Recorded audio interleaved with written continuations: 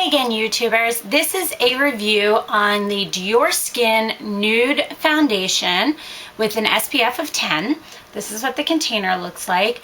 I have this in color number 032.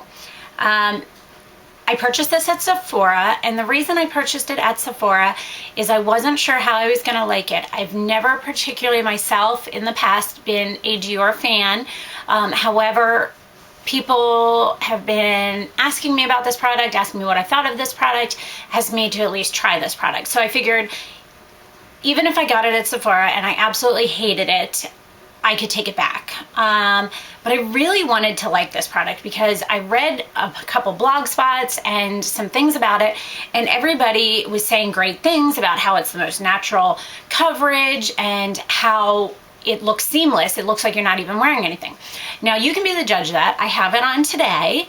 I put it on with some powder and bronzer, and it's over in the description box what I have on with it.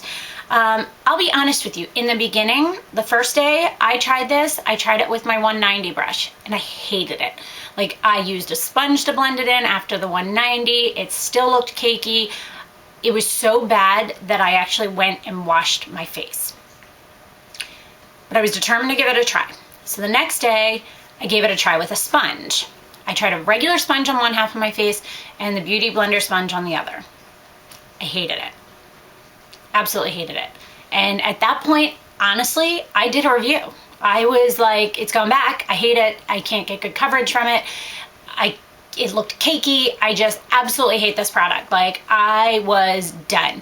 And I was on Twitter, and I was on YouTube, and in my, I think it was my haul video, there's a girl there who said, "Oh, I'm so glad you got it. I absolutely love it." And I was like, you know what? I'm going to ask her how she applies it because I just hate this. So I did. I asked her. I was like, can you tell me how you apply this stuff? Because honestly, it's not working for me. I've tried brushes, I've tried sponges, I've tried everything. I don't like it. And she said, I just apply it with my fingers. And I went, Studio Sculpt is like that for me.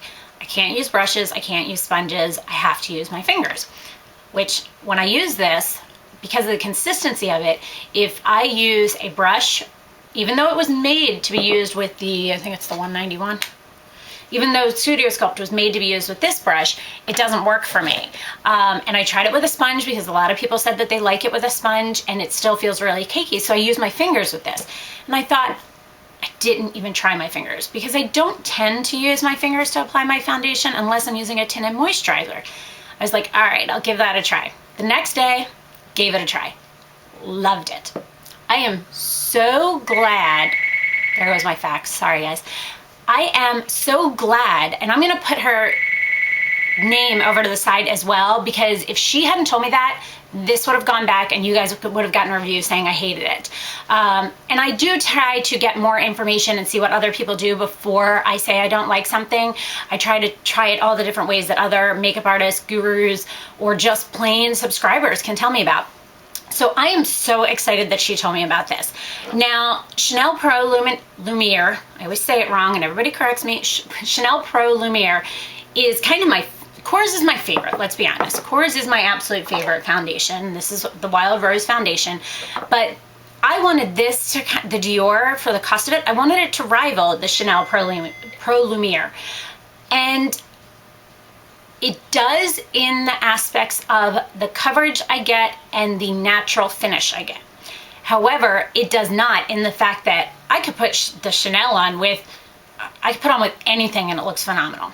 Any brush, any sponge, fingers, anything, this stuff looks awesome. So that's the good and the bad of this. Now this is $48, the Korres is $28, and the Chanel is $58. Studio Sculpt I think is $28, just to give you some ideas. I would say that the coverage is similar to the Max Sculpt and Shape, and it kind of works into your skin the same way, but it doesn't have that thick feeling to it. This is very, very thin. So if you wanted the coverage and the look of the Studio Sculpt, but you had a bad reaction to it, your face had a reaction, you broke out because of the shea butter in it, whatever, I would say give this a try. The Chanel is still, the Chanel and Korres are still my two favorites. But this is a close runner. This one's coming up there. The only reason it bothers me is the fact that I have to use my fingers. I cannot use a brush with it. And I personally am just somebody who likes to use a brush with my foundations, or a sponge even, just personal preference. And I think that comes from doing other people's makeup possibly. I'm so used to trying to not use my fingers that I try to do the same on myself, so it's more of habit. So I'm surprised. I like it. I will keep it. It is not going back. And it is a pretty good runner out there, but this is what it looks like on my face. So if you guys have any other questions about this product, please put a comment below and I will get back to you as soon as possible. I hope this review was helpful to you guys. Thanks so much. Bye.